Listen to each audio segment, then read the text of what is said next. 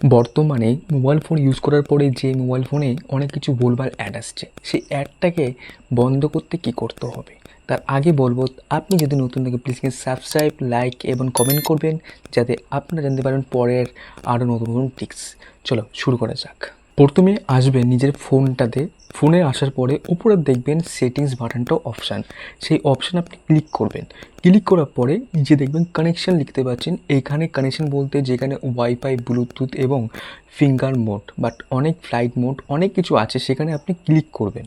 Click করার পরে অনেক wifi calling, Bluetooth, flight mode, mobile network, data using ইত্যাদি সমস্তগুলো আসার পরে এখানে নিচে দেখতে পারবেন মোর কানেকশন সেটিংস, এটা আপনি ক্লিক করবেন।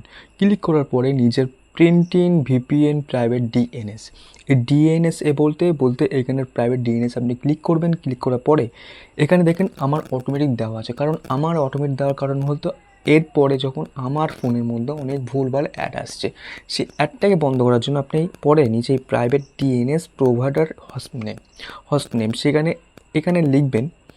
এখানে ফাঁকা জায়গা আছে, এখানে টাচ করবেন। এখানে টাচ করে এখানে আমার লেখা আছে, হয়তো আমি আবারও বলে দিচ্ছি, এখানে আপনি লিখবেন dns.adground.com লিখে সেভ বাটনে আপনি অপশানে ক্লিক করবেন। দেখবেন প্রাইভেট ডিএনএস, এই ডিএনএসের .comটা আমি লিখেছি সেটা সেভ হয়ে গেছে।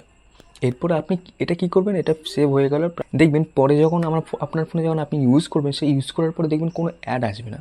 অ্যাড কখন আসবে, কোনটা আসবে? ফেসবুক, ইনস্টাগ্রাম এবং ইউটিউবে যেই সমস্ত অ্যাড দেখায় সেটা একটা ক্রোম ব্রাউজার, একটা ব্রাউজার হিসেবে, কিন্তু বাদবাকি অনেকটাই অন্য কিছু সেই অ্যাডগুলো আসে, সেইগুলো কিন্তু মোবাইল ফোনে আর আসবে না এটা করার জন্য।